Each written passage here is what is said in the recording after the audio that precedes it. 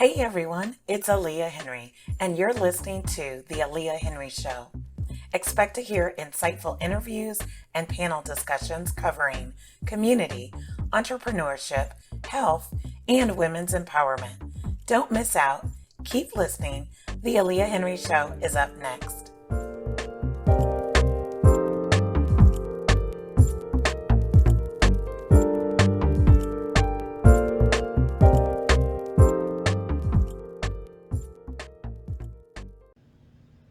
The gender gap in STEM occupations is wide in the United States, and unequal treatment at work is a leading reason why women leave STEM careers.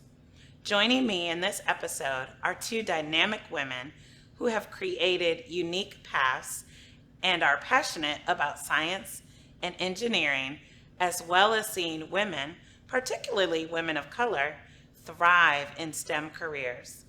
Jamita Machen owns the Software Vault, a Dallas-based IT consulting firm, and Dr. Mary Payton is a STEM author and educator, as well as the producer and host of the All About STEM internet radio show.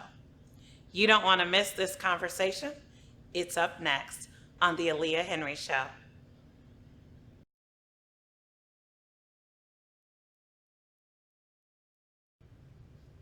Welcome, ladies. Welcome to the Aliah Henry Show. Thank you. Good. So glad you're here. I have to have a shameless plug real quick for everyone. So these aren't just dynamic ladies in STEM, but they are my sorority sisters of Delta Sigma Theta Sorority Incorporated. And so I'm excited to have them here on the show as we're talking about entrepreneurship, STEM, and the field of engineering and science. And why that is important. And so, again, Dr. Mary Payton and Jamita Machen are here with us just to have a candid discussion about some entrepreneurship stuff. So this is good. Thank you. So I guess what we'll do so that everyone can kind of see where we are, Dr. Payton, talk a little bit about your entrepreneurial journey, and then Jamita, you can do the same. And then that way we can kind of set the tone. Okay. Well, my journey was totally accidental. I started my radio show almost 3 years ago. Mm-hmm. Just doing it, it's all about STEM radio, just doing it because I wanted to. And I wanted to bring people in the fields to talk about what they did, to open people's minds and open children's minds of, ooh, I can do that, or, oh, that's what that really is. Never considered it a business. And then I left and went to Korea and still did the show from there and started writing books. And when I came back, I had to get a tax ID and all this stuff. I'm like, whoa. I'm in business. So, but it never felt like a business, and it still doesn't, because it's my passion. Yeah. It's what I do. It's what I love to do. I've taken the opportunity from working with adults to working with high school and middle school kids, and now I enjoy working with 4-year-olds at one of my local elementary schools, because I think the younger you can start, the more you're going to get involved or find out if you like it or not. And I was surprised at how much these kids have picked up. So have you always been excited about science and math, or did it grow on you? I've always been excited about it. I just didn't get that bug. You know, it's so funny because I was a great speller. I loved to spell. I loved English. And those were in social studies. So those were kind of like, and then I would cringe going into the math teacher's class or and then the science teacher would come in and say, we're going to dissect such and such today. And I'm sitting in the corner like, See, I was just the opposite. And you were the opposite. Okay. You know, reading a novel, it's like, okay, no. But if you would give me a science book, or back then, because I'm a little bit older than y'all, give me like a book about building a car, working on cars, loved it. Really? Wow, that's so cool. You know, I had to put history into context, because I hated it or didn't like it as much. But when you started talking about things that were built, designed, and stuff like that throughout history, then I became very excited because I'm like, wow. Okay. In high school, I went to Trimble Tech High School in Fort Worth, which was a technical school. And I always liked the science part, the biology part, so I was in health occupations, and then also took auto mechanics. And my mother just thought I was crazy. She just left it alone. It's like, she's happy, let her do it. Very good. Very good. Jamita, what about your journey? Well, my journey to entrepreneurship is also accidental. I was working for a major airline company as an architect in IT. And basically, LinkedIn, I love LinkedIn in case. I like knows. LinkedIn too.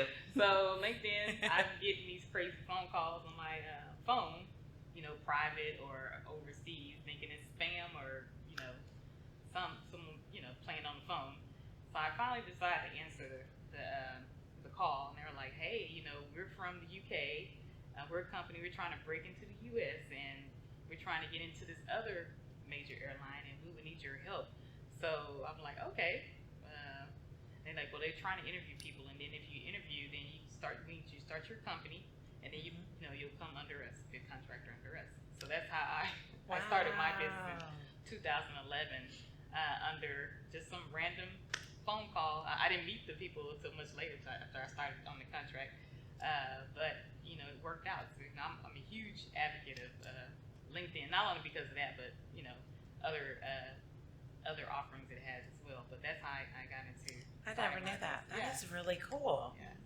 That's so, it's interesting now that we have such a heavy presence in the digital marketing space, that a lot of those relationships are being met through LinkedIn. Right. Or remember, or if it's an opportunity, to speak.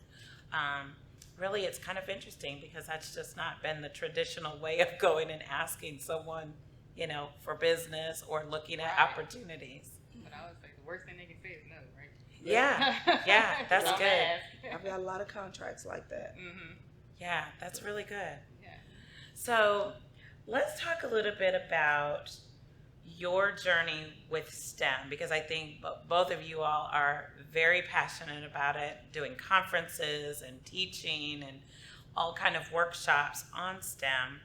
Why do you feel that it's most important for our young people to understand? Like, why is STEM just as important as maybe entrepreneurship? Well, there are so many things in STEM that you can do as a STEM entrepreneur. As we spoke earlier, you can do cybersecurity, you can do training development.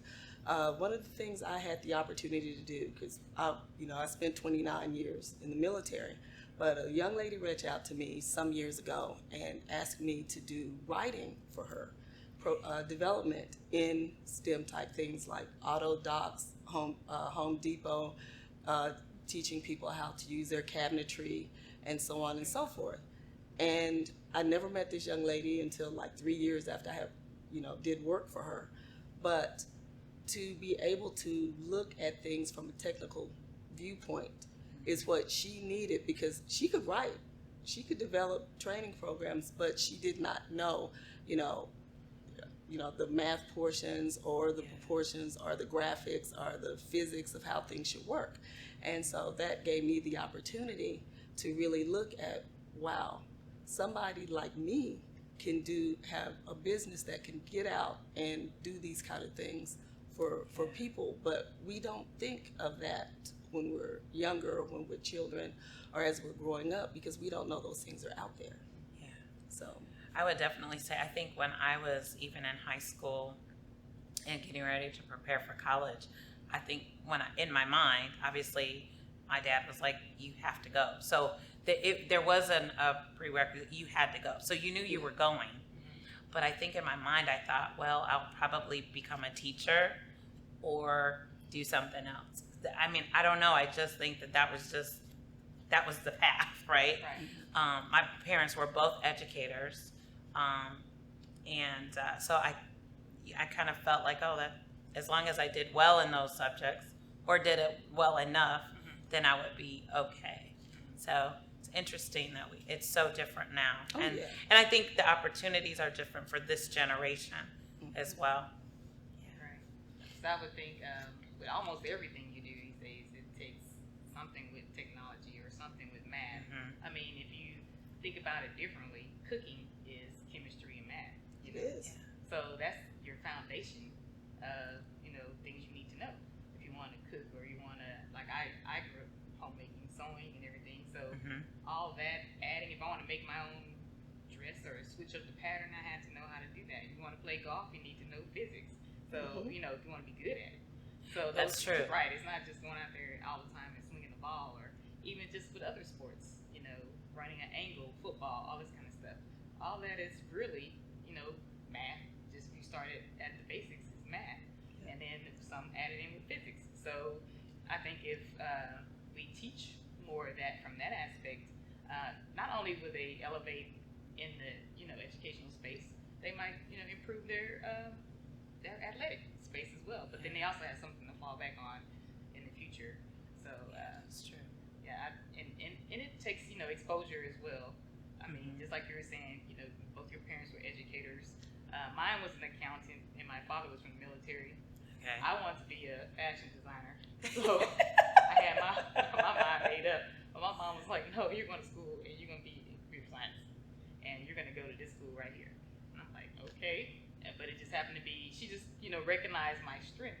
I just happened to like it, and the rest is history. So just having an adult or someone to see that in me and then to expose it, because she made me take computer science classes in high school. I didn't want to, but she did.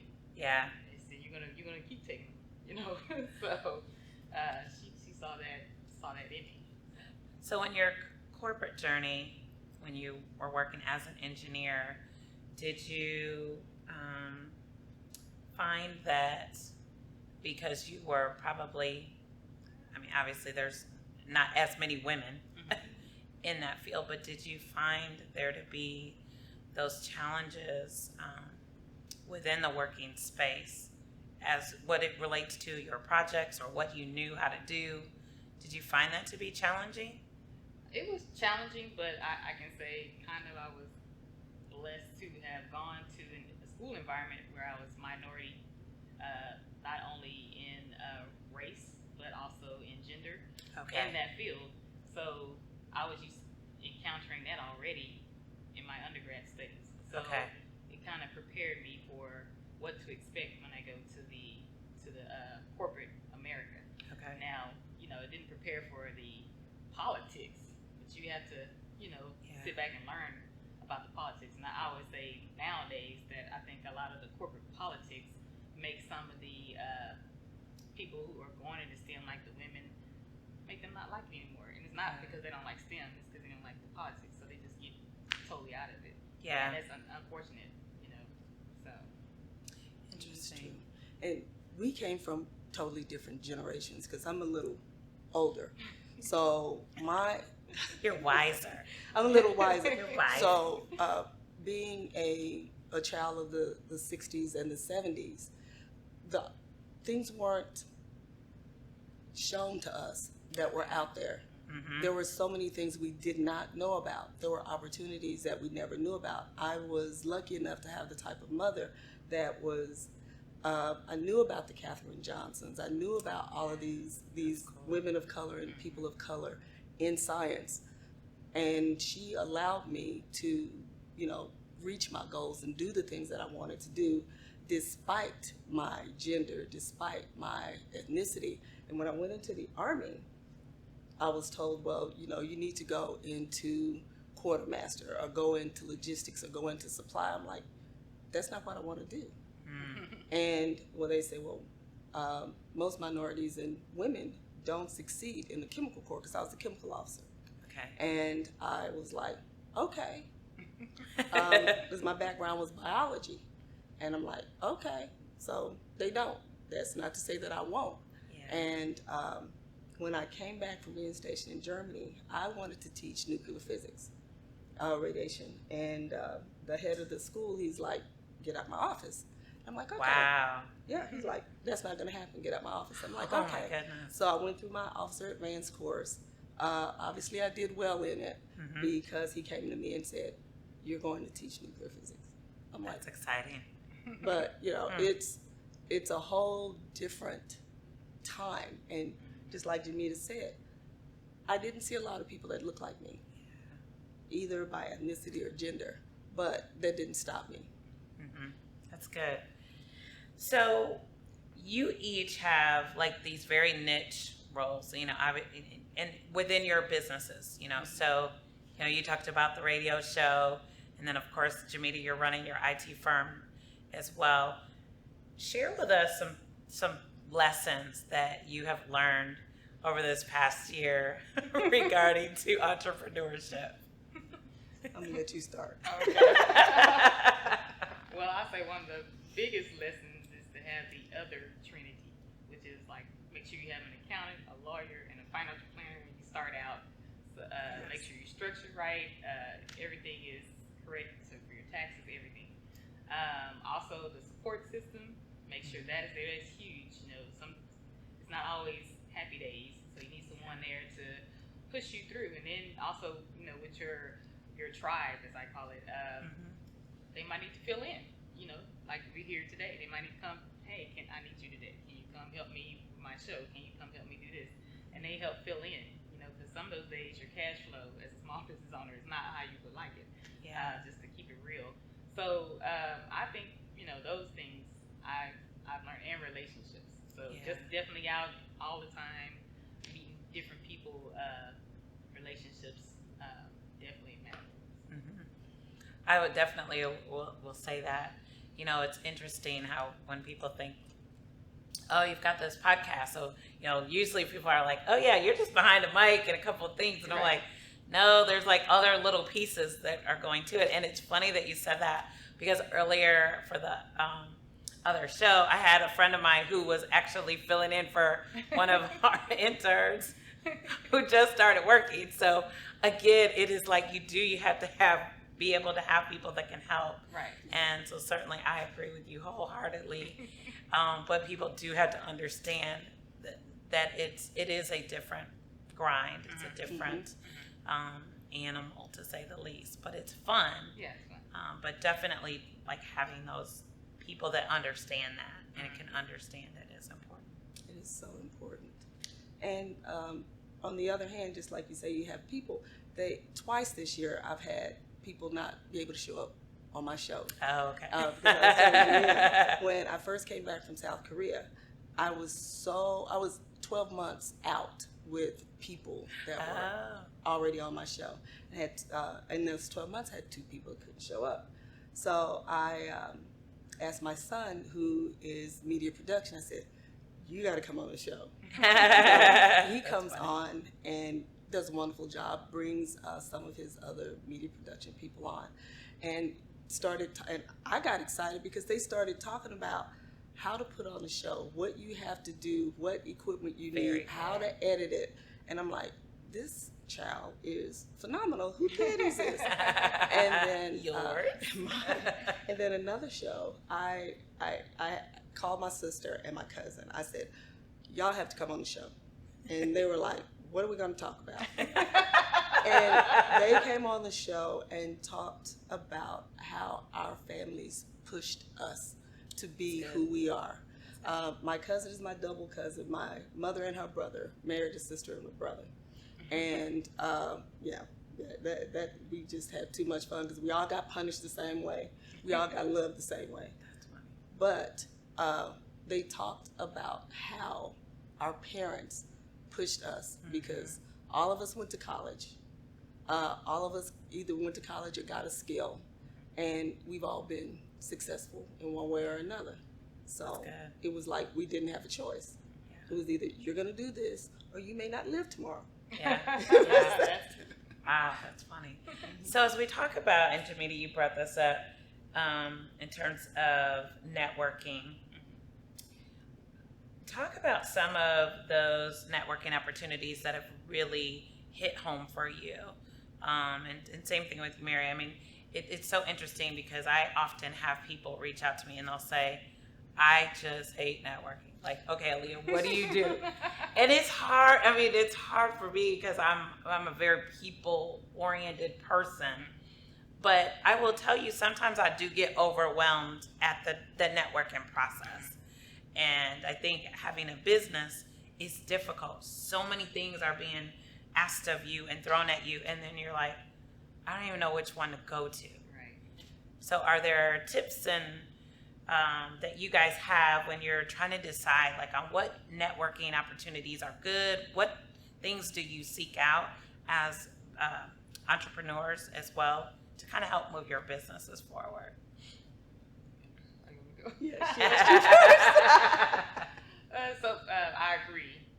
Just starting out, that was a lesson learned. Like, you get a lot of events that you would like to attend, but then you come back like, when do I get to work? Yeah. So basically, just learning that you need to be intentional with the networking events that you go to. Some posts, who's going to be there, so that might be someone I want to meet when I'm there. So I see who's on the list.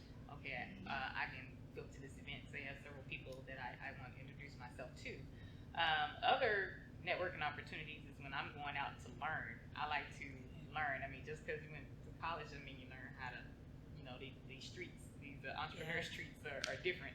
So I'm always learning, and I meet different people there, or I see the same people. So then you end up building a relationship with those people. And also I like to volunteer different places. So volunteering, I see some of the same people over and over. They get to know you. We get to know each other. What each other, what we're doing, and then some of those become where they refer you, like, to different people. So that helps with business as well. I mean, it's like relationship equity. So Yeah, that's good. and she's so right. And because I'm retired, supposedly, that ain't working. But the volunteering has been really helpful to me, especially on the business aspect. Because one of the ladies that I volunteer with at the museum, she has her little business. She's been doing it, and she sat me down. She goes, okay, you need to do this, this, and this, and you're a veteran. You need to find some organizations, and I had to do a business plan and all this. But I would have been just treading water trying to figure this thing out. And she's a volunteer, but I mean, she's awesome. Yeah. And then the other thing is, the social media, LinkedIn, Facebook, when I was in South Korea, I was going to stop the show. I'm like, I don't know anybody over here. We don't even speak the same language. I'm a principal. I've got to work all day. But I just reached out to people on LinkedIn and Facebook, and I met like some of the most phenomenal people. That's good. I mean, I have had guests from India, England, Vietnam, Canada, Tanzania, United Arab Emirates, and a few other places. But I would have never met those people. right. That's true. Except on social media. And these people have been like just awesome. And we've still stayed connected a lot. So That's really good. It's interesting. And I kind of, for me too, networking, it is very intentional for me as well. As I feel like as an entrepreneur, you could get stretched way too thin. Right. And so I typically, for one, I always set something every quarter. Like, no matter what, I'm definitely doing something every single quarter. And then I try to, similar to you, Jamita, I try to think about, is it something that I can go and learn? Or is there just something where I really just want to go and just find out what other people are doing and just really having an opportunity to meet someone?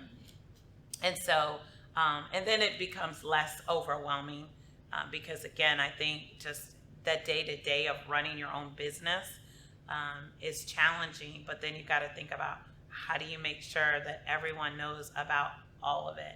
Right. Especially it's challenging for me because I have the podcast, but then I also have a consulting business. I don't think a lot of people really realize that because they see the big part of it. They're like, oh yeah, the podcast is going great. I'm like, they're like, you're working on that? And I'm like, no, I'm actually working. Like I have like client work now. So, it is kind of weird. So I have to market that business, I have to cultivate those relationships so that firm can grow stronger. And then now I have consultants in the firm as well So I feel like the livelihood is not just me. Right. It's of my consultants trying to get better as well too. So yeah, that's good. I'm gonna switch gears a little bit. So we talked a little bit about that family support, but what do y'all do for self-care? Because that's, always the big question. Everybody wants to know about self-care, but as an entrepreneur, it's like, so are there things that you enjoy doing to kind of break up the monotonous of family and kids and whatever it is? Like, are there things that you just enjoy doing? I enjoy traveling. Okay. I mean, lately, since I've been back, I have, did things around here in Texas because I'm, now I have a business. I'm trying to stay close. But I enjoy traveling. Like, one weekend, I'm like, I'm going to go to Waco and go to the Mammoth Museum and go to this or that. One week, I told my son, he wasn't working, he had just graduated college. I said, I've never been to Big Ben. Let's go spend a week in Big Ben National. Oh my goodness, that place is nice, beautiful. I mean, and you don't have to do anything. You just be there. I mean, it was beautiful. But I like to travel, and I'm finding now that I can take more care of my health because, like you said earlier, you're not connected to, I got to be at work this time, I got to be there from this time to this time. That's true. I can, if I don't feel well or if I've got something going on, I can make appointments and I can put those into my schedule. So, it's that kind of thing. Yeah. And I think that's awesome. But that's my phone. But one of the other things is it gives me time to write. It gives me time to research. It gives me time to think. It gives me time to, I love learning new things. I mean, I was in my 50s when I learned how to build robots and program them. Okay. And I love building robots. I think they're like the coolest thing. So my husband does for a living. I have to talk to him. Yeah, we actually do not have a robot in the living room right now. Just right now. Just right now. What about you, Jamita? Typically, I like to do staycations. So, there's always nice hotels around. So, just going and getting a hotel, even if it's for one day or over the weekend, I like to do that. I'm bad at it right now, but need to get back into the swing of that. I also like sitting on my couch and just doing nothing. No responsibility today. I'm not doing anything. I might flip on the TV or whatever. I like to catch up on reading the magazines. I have STEM magazines that I need to read and business magazines. What's going on in Dallas, what's going on in Fort Worth, to catch up and just casually, read and move at my own pace. So That's good. yeah, that's what I like to do. And I like to tinker. So tinker with learning more computer stuff or whatever at my own pace, not under some deadline or something like that. But I do like to tinker in home renovation projects. Really? Oh, that's kind of cool. I forgot that was. Yeah, so that's pretty painting cool. and redoing the closet or taking everything out and redoing everything. So Very cool. And it's so interesting because sometimes those things are just so relaxing, yeah. whereas other people might think, oh my gosh, that's like a project, it's a chore. Yeah. No. But it's truly, it's okay and it's not. Yeah. It's interesting. I feel that way sometimes about just like I don't mind like redoing my space or and it might look the same and then I switch it up every quarter or something. But it's just like I like doing it. It's not like a big job. It's just fun and it's relaxing. So yeah, definitely. That's really cool. So I'll have to make sure that I know to call you if there's like a tinker project that I need help with. With no deadline. Yeah, with no deadline. Look, no deadline. Because, you might think like, I really want to do this. And you're thinking, I don't even know where I would start or if I could ever finish something like that. But no, I would definitely look you up for that. So if we were talking to your younger self about your journey, what would you say to your 15-year-old self?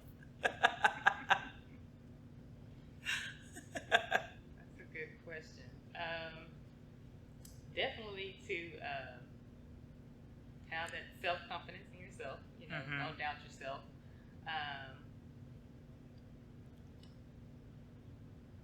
Don't quit. I mean, you're going to make mistakes, but they're really lessons. So definitely don't quit. Keep the faith. I rely on faith for a lot of things that I do. So definitely, believe in yourself and surround yourself with positive people and people that are smarter than you. So you can always learn. Yeah, that's good. To my 15-year-old self, a long time ago, it's Remember, you're just wise. You're just wise, right? I'm just wise. Just to be yourself. If you try something and it doesn't work, it just didn't work. Yeah. You can either try it again or you can rework it, because as you being an engineer and you being in the fields that you're in, consulting, if it doesn't work, you don't quit. Yeah. You never quit. And that was the thing that was instilled to me by my mother. She, her comment was, no one can do more for you than you can do for yourself. And you pick and choose the things that you want to do to make yourself successful. But it's not always about success. Sometimes, as we were talking a second ago, you have to just have fun. Yeah, you just do. have fun. Yeah. That's good. That's good. Yeah, it's so funny. I was often think about that question, and to ask, what would I tell myself? And I think the biggest thing for me would have been confidence. It's interesting. I mean, I was a cheerleader. I ran track. I was on student council, but I really wasn't as confident as people thought. And I knew I could do things, but often, sometimes, in wanting acceptance, you did all those things anyway, but I wasn't as confident as I really probably could have been.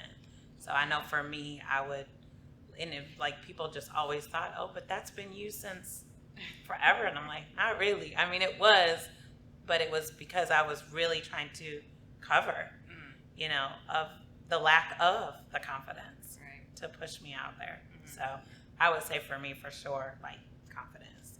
Okay. Yeah. Yeah. It's the same thing about being on the camera and talking in front of the mic and all that. And I remember being in graduate school, I totally bombed. I bombed almost every presentation. Everyone except maybe one I did really, really well. And classmate came up and said, I don't get it. Don't you you're a people person, you like to do that? I was like, just because I'm in that space doesn't mean it makes it comfortable for me. Yeah, that's true. I have to really try. This is something, ever since I was little, and I was watching Oprah and not that, it's the white, with the hair. Martin? Guy or girl? Phil? Oh. I can't even remember. I'm losing my train of thought. I feel bad. But all of those, so I was a 70s kiddo. So anyone who was on camera at the time, I always loved that. I just said, that's where I want to be. That's where I want to be. That's where I want to be. I want to interview people. I want to hear their stories. I want to talk and see the world. I want to talk about journeys. I loved community service work. That's kind of what I've always seen myself doing. But I was totally afraid. I was totally afraid of the radio, the camera, all of that. And so when you talk about now being an entrepreneur, having fun, living that dream, that success, for me, it is doing those things that I've always wanted to do. Yeah. And just going with it. Yeah. And however it lays, let it go. Yeah. So it's kind of interesting because people just assume that because you're extroverted or because you're just that people that comes easy for you. Right. And so sometimes you have to do the hard thing. So that's one of the things that I when I coach the women that I coach, I'm like, you have to put yourself in front of the hardest thing. Yeah. And, and you try and you keep trying until you figure it out. Exactly. I never thought anyone would ever want to listen to a minority female, talk about STEM on the radio. And so much good information. My friends kept telling me, you have to do it, because we're sick of you talking to us. But see, now you're talking internationally. You're talking to everybody about it, which is great. But when I started the show, I hopefully those first few shows are gone. I mean, I have copies of them, but I was not very well. But I would listen to like y'all's shows and different other shows that were on my network, and I learned. I still do it. I listen to everybody's shows too. To people's shows. Improve and get better. Yeah. And then like you say, you go to things with a purpose. That was how I met you. Right. Was I had not been to our sorority anything since I graduated, because I moved out of the country. I moved to Germany after I graduated, and so I had not been to anything. And I came to the thing. Was that the STEM conference? Well, I came before the STEM conference. Oh, that's cool. The travel thing. Right. We told her that the STEM conference is coming up. Yeah. Very cool. And so see, we get you reconnected. That's good. That's what it's all about. You go with a purpose. Yeah, that's awesome. So as we wrap up, first, is there something that you're passionate about on the community side that just makes you feel warm, that warms your heart? Well, right now, on the flip side of the for-profit, I have a nonprofit called the Stimulation Foundation. So I am very passionate with exposing the youth, such as Dr. Mary stated earlier, to the STEM fields, and not just the ones that are well known, like I want to just be a doctor or this. There's lots of fields or lots of careers to go into that are not well known. So just getting them exposed to that, and also we have another side where we have adults. We're trying to provide training to low-income, underrepresented demographics and ex-offenders to get apprenticeships and certifications and degrees in, cybersecurity, artificial intelligence, so that they can get jobs in those fields. Oh, that's exciting. Yeah. That's good stuff. And because I've worked with people at so many different levels, right now I am thoroughly enjoying working with children. I work with 4-year-olds once a week to just do STEM things with them, and give them the critical thinking. The vocabulary has been huge. I've been so lucky that this teacher has let me. This is my second year working with a group of 4-year-olds doing labs and projects and so on and so forth. And hopefully I'll be going to China early part of next year to work at a school that's K through 5, teaching them coding and stuff like that, but in a non-conventional sense.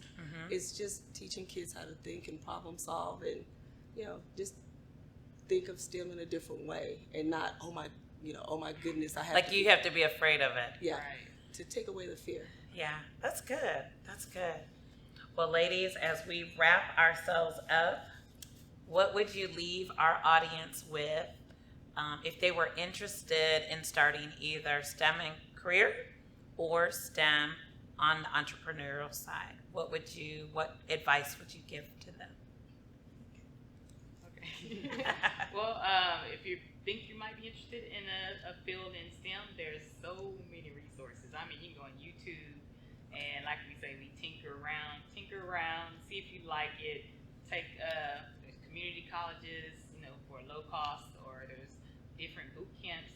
I mean, you just go in and see if you like it. If you don't like it, it's okay. Just try something different. But definitely find something that you're passionate about. Because if you're not passionate about it, I mean, it's going to be just a job. It's not going to be fun. Like we say, you want to have fun while you're doing that.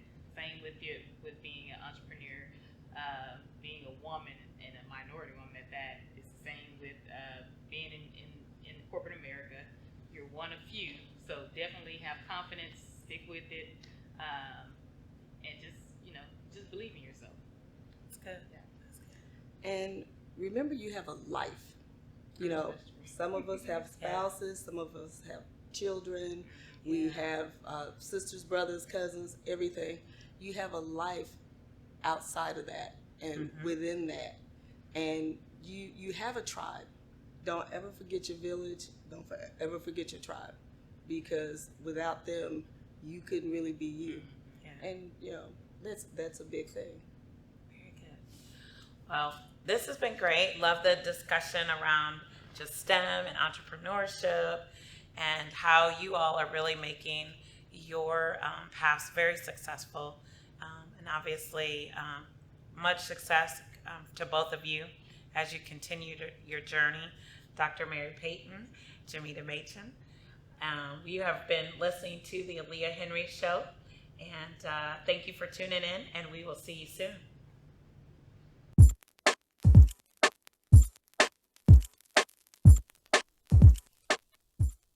Thank you for listening to the Aliah Henry Show. Remember, be bold enough to use your voice, brave enough to listen to your heart, and strong enough to live the life you've always imagined. See you next time.